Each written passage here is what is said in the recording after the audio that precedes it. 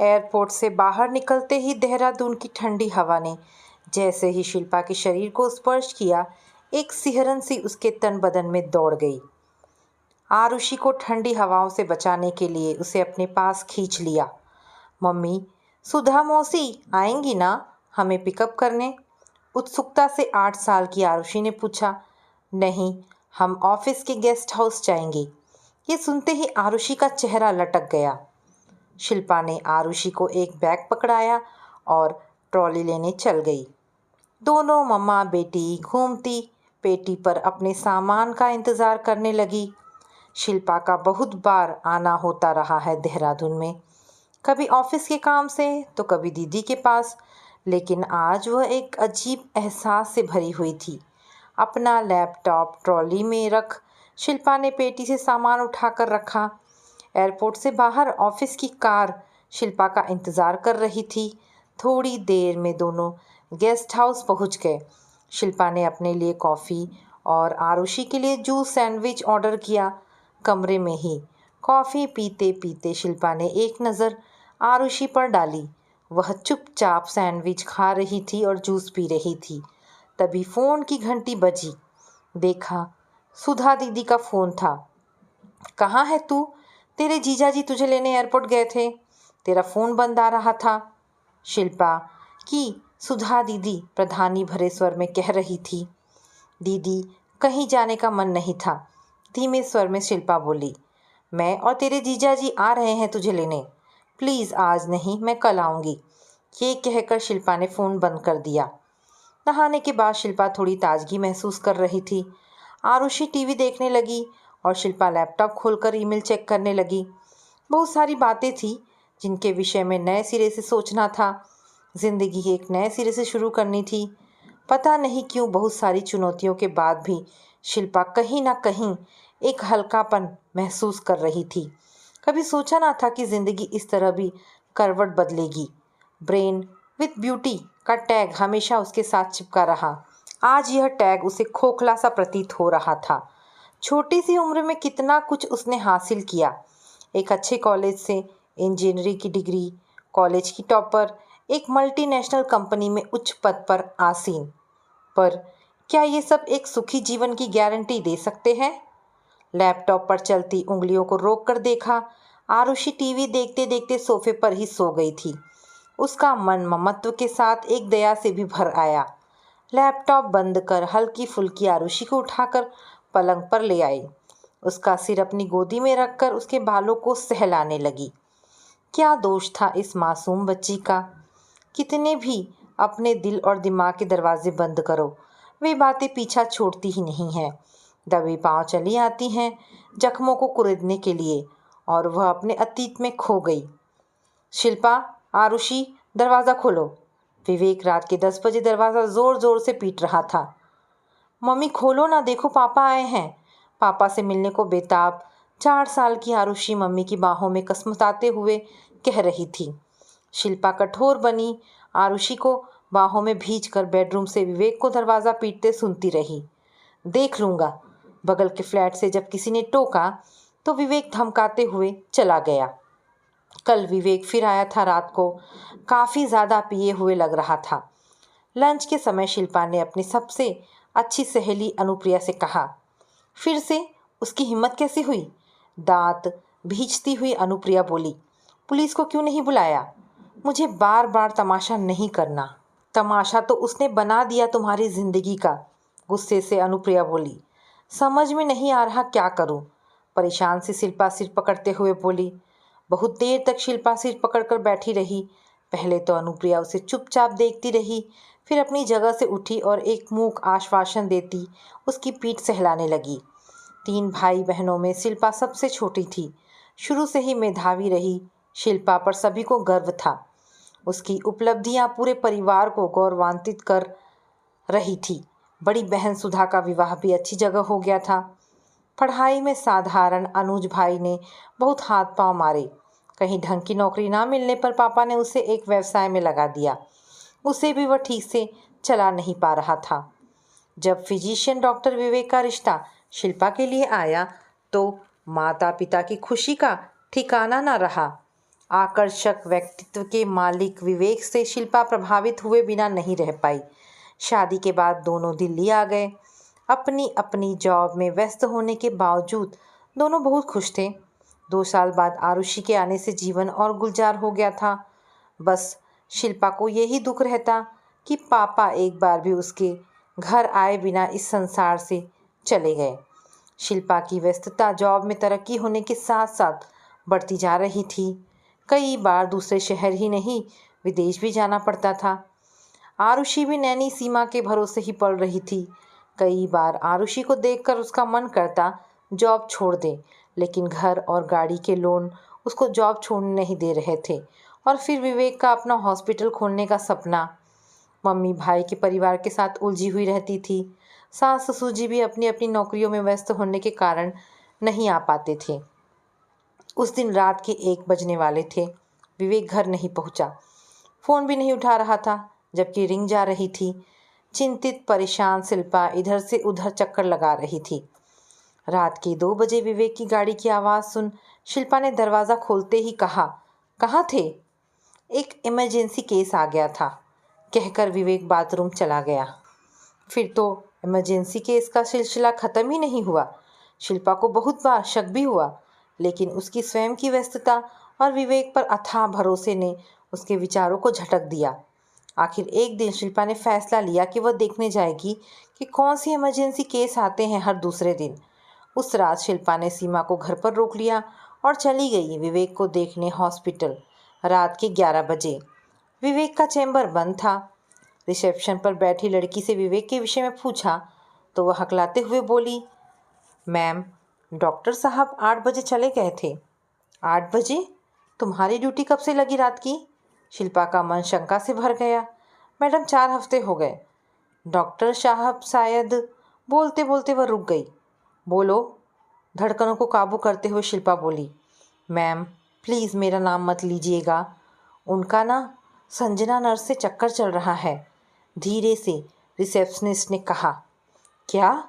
शिल्पा कुछ पलों के लिए स्तब्ध रह गई। सारी जगह उसे घूमती सी प्रतीत हुई। फिर संभलती हुई बोली, क्या तुम मुझे उसका पता दे सकती हो? मैम, घबराती हुई वह बोली, तुम चिंता मत करो, मैं तुम्हारा नाम नहीं लूँगी। शिल्पा के आश्वासन पर उसने एक पेपर पर संजना का पता लिखकर दे दिया। रात के 11:30 बजे अकेले कैब में दिमाग में चल रहे तूफान के साथ वह कब संजना के घर के पास पहुंच गई पता ही न चला। विवेक की कार सबूत के तौर पर वहां खड़ी थी। पागलों सी वह तब तक घंटी बजाती रही जब तक कि दरवाज़ा न खुल गया। एक बड़ी उम्र की औरत ने दरवाज़ा खोला। आप? आंखें मलती हुई वह औरत बोली, मैं उस आदमी की पत्नी हूँ जो इस समय तुम्हारे घर में मौजूद है। तनमनाती हुई शिल्पा बोली, यहाँ तो कोई नहीं है। वह महिला ढीठता से बोली, ये बैग किसका है? सोफे पर विवेक के बैग की ओर इशारा करती शिल्पा ने तल्खी से पूछा, मुझे नहीं पता। वह महिला अभी भी अपनी ढीठता पर कायम थी। झूठ बोलती हो, शिल्पा चिल्लाती हुई बोली। थोड़ी देर में एक दरवाज़ा खुलने की आवाज़ आई। एक लंबी गोरे रंग की खूबसूरत सी लड़की अस्त व्यस्त सी गाउन को पहने हुए बाहर निकली। मम्मी, ये कैसा शोर हो रहा है? अरे शिल्पा मैडम, आप?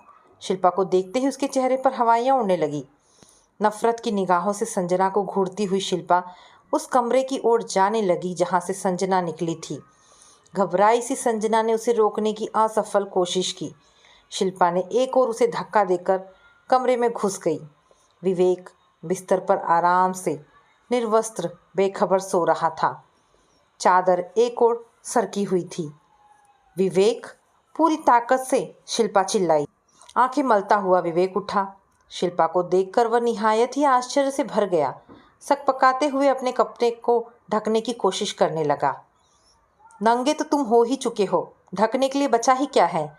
शर्ट उसकी तरफ फेंकती हुई हिकारत से शिल्पा बोली और कमरे से बाहर आ गई। संजना हड़बड़ी में अवाक सी खड़ी हुई थी। थोड़ी देर में विवेक भी कपड़े पहनकर बाहर आकर शिल्पा का हाथ पकड़कर बाहर जाने के लिए मुड़ा। शिल्पा ने गुस्से से अपना हाथ झटक दिया। जाते जाते संजना की माँ से शिल्पा बोली, शर्म नहीं आती तुम्हें? तुम्हारे ही सामने तुम्हारी बेटी किसी पराये शादीशुदा मर्द के साथ सो रही है। हमारे बारे में क्या बक रही हैं? अपने आदमी से पूछ, बेशर्मी से उस औरत ने जवाब दिया। तो ये है तुम्हारा लेवल? विवेक की ओर देखती व्यंग से शिल्पा कह एक झटके में बाहर निकल गई। शिल्पा, शिल्पा, विवेक बोलता ही रह गया। रात की निस्तब्धता और काली माँ कैब में बैठी शिल्पा के अंतर्मन को भेद कर उसको तार तार कर रही थी। एक आंधी सी उसके अंदर उठ रही थी, जिसमें उड़ा चला जा रहा था उसका मान सम्मान, प्रेम और विश्वास। दर्द घनीभूत हो सैलाब बन उसकी आंखों से बह निकला। मैडम, ड्राइवर ने कहा। ओह, भारी आवाज़ में शिल्पा ने कहा और पेमेंट कर थके कदमों से घर में दाखिल हुई। आज अपना ही घर कितना पराया सा लग रहा था। थोड़ी देर में विवेक भी पहुंच गया। उसकी हिम्मत नहीं हुई शिल्पा से कुछ बोलने की। वह सीधे बेडरूम में चला गया। शिल्पा वहीं सोफे पर ढह गई। मस्तिष्क में उठा बवंडर रुकने का नाम ही नहीं ले रहा था। मन कर रहा था कि अभी जाकर विवेक को झकझोर कर पूछे, क्यों किया मेरे साथ ऐसा? फिर सीमा का ख्याल आते ही खामोश हो गई। आहत मन सोने नहीं दे रहा था। समय बहुत भारी लग रहा था। घड़ी में देखा सुबह के 5 बज रहे थे। दिल दिमाग से टूटे शरीर को कब नींद ने अपनी आगोश में ले लिया पता ही न चला। मम्मा, आरुषि अपने नन्हे नन्हे हाथों से उसे उठा रही थी। शिल्पा एकदम से उठी। घड़ी सुबह की 11 बजा रही थी। समय देखकर शिल्पा हड़बड़ा गई। विवेक हॉस्पिटल जा चुका था। रात की बात याद कर एक बार लगा शायद कोई बुरा सपना देखा।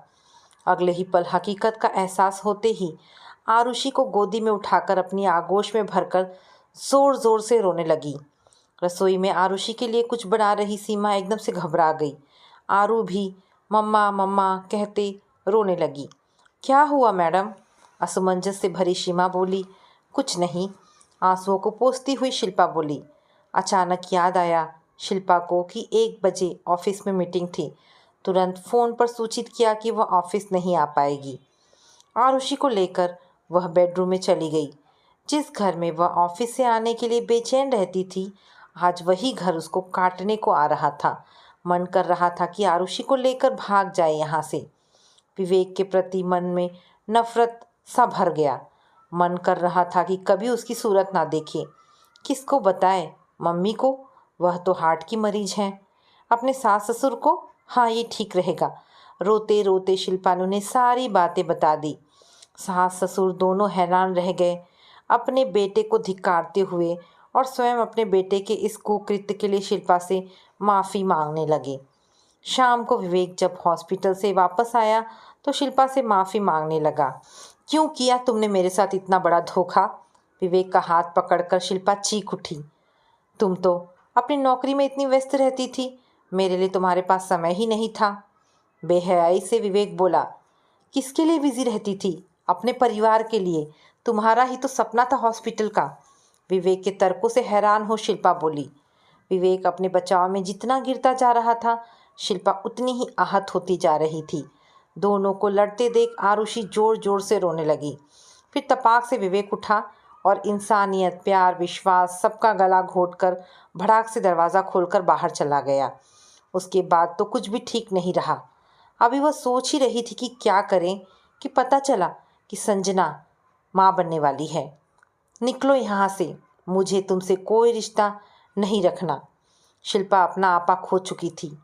ये मेरा भी घर है, विवेक ने भी ऊंची आवाज़ में कहा। मत भूलना ये गाड़ी और फ्लैट मेरे नाम है और मैं इनकी ईएमआई भर रही हूँ। क्रोध से कांपती हुई शिल्पा बोली।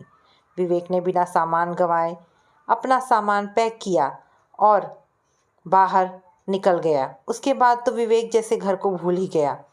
विवेक की बातों से आहत, आक्रोशित शिल्पा एक घुटन सी महसूस कर रही थी, जो उसको अंदर ही अंदर से तोड़ रही थी। आखिर उसने अपनी माँ, सास ससुर, दीदी, जीजा सबको बुलाकर अपना फैसला सुना दिया तलाक लेने का। सब ने बोलना शुरू कर दिया, इतना आसान नहीं है ये सब, कैसे रहेगी अकेले? आरुषि का क्या होगा? हम समझाएंगे विवेक को। लेकिन संजना के मोह जाल में फंसा विवेक तो जैसे डाइवोर्स लेने के लिए पहले से ही तैयार बैठा था। किसी के समझाने का उस पर कोई असर ना पड़ा। आपसी सहमति से तलाक मिलने में ज़्यादा समय ना लगा। सारे परिजन मजबूरी से दर्शक बने खड़े रह गए। वह दिन अच्छे से याद है शिल्पा को, जब कोर्ट ने उनके डाइवोर्स पर मोहर लगाई थी। उस दिन संजना भी मौजूद थी। उसके चेहरे पर खिंची झुलसाने वाली विजयी मुस्कान आज भी शिल्पा के दिल को छलनी कर देती है। विवेक उसके पास आया और आरुषि को गोदी में उठाने की कोशिश की।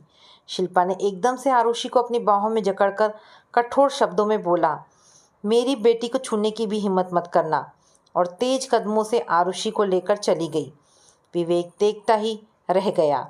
एक एक करके सब घर वाले शिल्पा को तसल्ली देकर चले गए, मम्मी को छोड़कर। मम्मी भी कब तक रहती। एक दिन वह भी चली गई। फिर एक दिन विवेक आया अपना बाकी सामान कपड़े वगैरह लेने। शिल्पा ने अपने को और आरुषि को गेस्ट रूम में बंद कर लिया। विवेक आरू आरू बोलता ही रह गया। शिल्पा को विवेक का आरुषि के लिए तड़पना सुकून सा दे रहा था। विवेक ने जो उसके साथ विश्वासघात किया था, बिना उसकी किसी गलती के उसको जो पीड़ा दी थी, उसकी यह सज़ा तो उसको मिलनी ही चाहिए। ऑफिस वालों का बहुत हेल्प शिल्पा को मिल रहा था। शहर से बाहर की मीटिंग में शिल्पा को वे नहीं भेजते। घर, ऑफिस और आरुषि को अकेले संभालना आसान नहीं था। शिल्पा शारीरिक रूप से कम, मानसिक रूप से ज़्यादा थक गई थी। सच्चाई ये थी कि वह आरुषि के साथ नितांत अकेली थी। ऐसा नहीं कि उसको विवेक की कमी नहीं खलती थी। कई बार एक अजीब सा अकेलापन उसको डसने लग जाता। रात को जरा सी आहट से डर और घबराहट से आंख खुल जाती थी। थका हारा शरीर पुरुष के स्नेहसिक्त स्पर्श और मजबूत बाहों के लिए तरस रहा था, जिसके सुरक्षित घेरे में वह एक निश्चिंतता भरी नींद सो सके। मम्मी, मेरे बर्थडे पर पापा आएंगे ना? शिल्पा को गेस्ट की लिस्ट बनाते देख आरुषि ने उत्सुकता से पूछा। नहीं, मायूस सी आरुषि ने कहा। मर गए तेरे पापा। शिल्पा के अंदर दबा आक्रोश उमड़ पड़ा। लेकिन अब यह विवेक का नशे में धुत उसके घर का दरवाज़ा पीटना, आरुषि के पापा से मिलने की बेताबी शिल्पा की परेशानियों को और बढ़ा रहा था। एक दिन ऑफिस में व्यस्त शिल्पा को समय का पता ही नहीं चला। फ़ोन की घंटी बजी। देखा सीमा का फ़ोन था। क्या बात है सीमा? लैपटॉप पर उंगलियां चलाती हुई शिल्पा बोली। मैडम, आरू बेबी की तबीयत ठीक नहीं लग रही। चिंतित सा सीमा का स्वर गूंजा। क्या हुआ? घबराई सी शिल्पा बोली। शाम तक तो ठीक थी, लेकिन अब आप जल्दी आ जाओ, कह सीमा ने फ़ोन रख दिया। बदहवास सी शिल्पा कार चलाती हुई घर पहुंची। देखा आरुषि अचेत सी पलंग पर पड़ी हुई थी। आरू, आरू, ये सब कैसे हुआ? घबराई सी शिल्पा ने सीमा से पूछा। पता नहीं मैडम, दिन तक तो ठीक थी, फिर अचानक कुछ याद करते हुए बोली, हाँ, आरू बेबी के स्कूल से फ़ोन आया था कि बेबी गिर गई थी और थोड़े समय के लिए बेहोश हो गई थी। स्कूल वाले आपको भी फ़ोन लगा रहे थे, आपका फ़ोन बंद आ रहा था, लेकिन बेबी जब घर आई तो बिल्कुल ठीक थी। खाना भी ठीक से खाया था, लेकिन शाम को दूध पीते ही उल्टी कर दी और बेहोश हो गई। क्या? मीटिंग में होने के कारण मोबाइल को साइलेंट मोड में रखने का अपराध बोध से शिल्पा भर गई। उस समय जिस एक इंसान का ध्यान आया शिल्पा को, वह कोई और नहीं विवेक था, आरू का बाप। बेटी की ममता उसके प्रतिशोध पर भारी पड़ गई। विवेक, विवेक, आरू को, मैं आ रही हूँ हॉस्पिटल। घबराहट में शब्द भी शिल्पा के गले में अटक गए। क्या हुआ आरू को? बेचैनी से विवेक ने पूछा। लेकिन तब तक शिल्पा फ़ोन रख चुकी थी। कैसे वो कार चला पाई उसे स्वयं ही पता न था। बार बार आरुषि को आवाज़ दे रही थी। आरुषि अचेत सी सीमा की गोद में पड़ी हुई थी।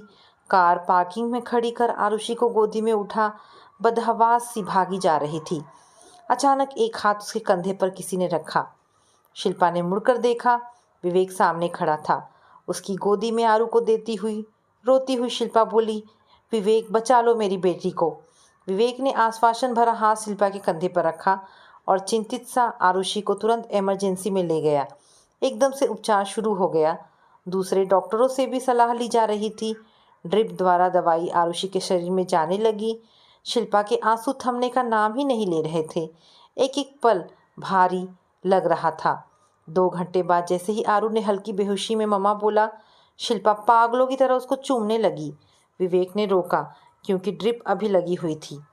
पापा, विवेक को देखकर आरुषि की निस्तेज आंखों में चमक सी आ गई। पापा बोलकर आरू फिर से अचेत हो गई। आरुषि के सिर पर प्यार से हाथ फेरते फेरते विवेक की आंखें नम हो आई। चिंता मत करो, दवाइयों का असर है, शिल्पा को तसल्ली देते विवेक बोला। कमरे से बाहर निकलते विवेक ने कहा, चूंकि यह गिरी है इसलिए सारे टेस्ट होंगे। 1-2 दिन आरुषि को हॉस्पिटल में हमारी निगरानी में रखना होगा। मैं सारी औपचारिकता पूरी करके आता हूँ। शिल्पा को एक राहत सी मिली जब सारे टेस्ट में कुछ नहीं निकला। 3 दिनों के बाद आरुषि के डिस्चार्ज होने के बाद विवेक स्वयं छोड़ने आया। विवेक जब जाने लगा तो आरुषि ने पापा को कसकर पकड़ लिया। बहुत समय के बाद उसको पापा का साथ मिला था। वो अपने पापा को बिल्कुल नहीं छोड़ रही थी। विवेक ने एक बार शिल्पा की ओर देखा। प्लीज़ रुक जाओ, उसने आरू के लिए कहा, या स्वयं के लिए शिल्पा को खुद ही ना पता था।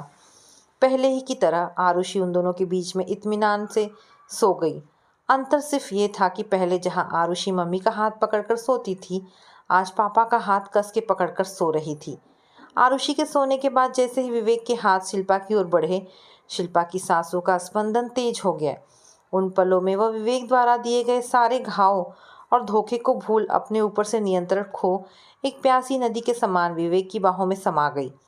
इतने दिनों बाद एक पुरुष का स्पर्श उसके तन मन को भिगो रहा था और वह उसमें डूबती जा रही थी।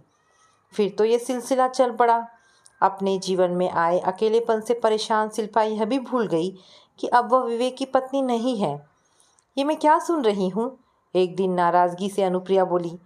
थक गई हूँ मैं अकेले सब देखते देखते, बेबसी से शिल्पा बोली। क्या ये ठीक है? अनुप्रिया की नाराज़गी शब्दों में झलक ही आई। आरुषि की चमक लौट आई है। मैं उसको पापा के प्यार से वंचित नहीं कर सकती। कहाँ गया तुम्हारा स्वाभिमान? तुम एक सशक्त महिला हो। विवेक ने तुम्हारे साथ सिर्फ बेवफाई ही नहीं की, उसने तलाक लेने के लिए पल भर भी कुछ नहीं सोचा। अकेलापन जीवन की सबसे बड़ी त्रासदी है। ये सारी नैतिकता, सिद्धांतों, अभिमान, स्वाभिमान सबको तोड़कर रख देता है। कॉफ़ी के कप को एकटक देखती हुई भरे हुए स्वर में शिल्पा बोली। इसका परिणाम सही नहीं होगा। चेतावनी देती अनुप्रिया उठ खड़ी हुई। फिर वही हुआ। एक रात संजना ने आकर तमाशा कर दिया।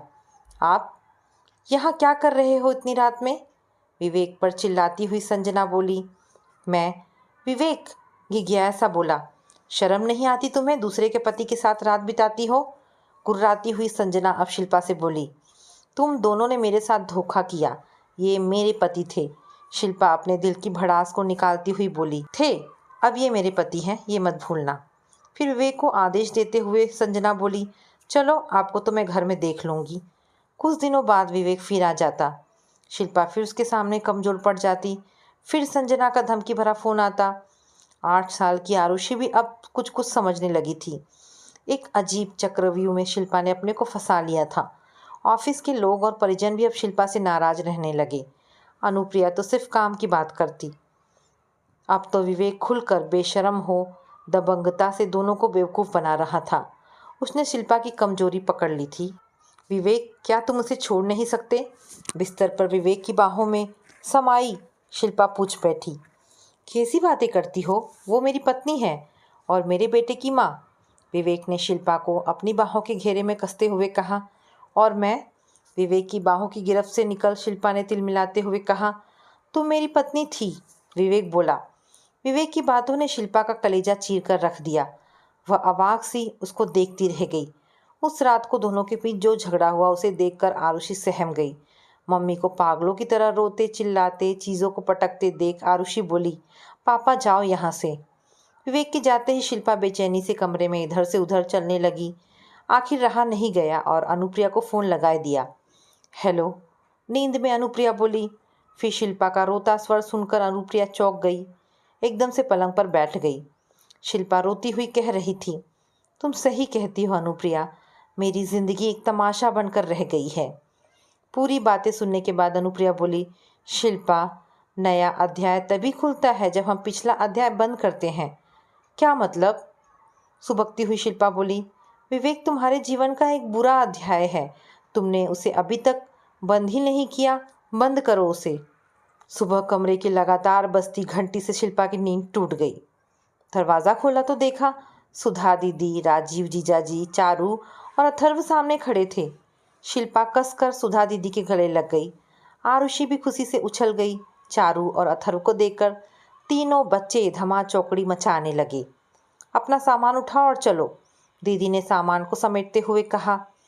बहुत अच्छा किया तुमने जो अपना तबादला दिल्ली से यहाँ देहरादून करवा लिया, जीजाजी ने गंभीरता से कहा। शिल्पा ने कुछ नहीं कहा, बस हल्के से मुस्कुरा दी। कानूनी रूप से अलग हुए रिश्ते को अब दिल दिमाग शरीर से अलग कर एक सुकून सा महसूस कर रही थी वह। उसने अब तय कर लिया था कि अब वह विवेक से कोई रिश्ता नहीं रखेगी और भविष्य में अपने लिए नई राह चुनेगी रहेगी। तो दोस्तों, ये कहानी यहाँ पर समाप्त होती है। आशा करती हूँ कहानी पसंद आई होगी। अगर कहानी पसंद आई है तो प्लीज़ इसे लाइक एंड शेयर करें। दोस्तों, ऐसी ढेरों पारिवारिक और शिक्षाप्रद कहानी सुनने के लिए मेरे चैनल को प्लीज़ सब्सक्राइब करें। धन्यवाद दोस्तों।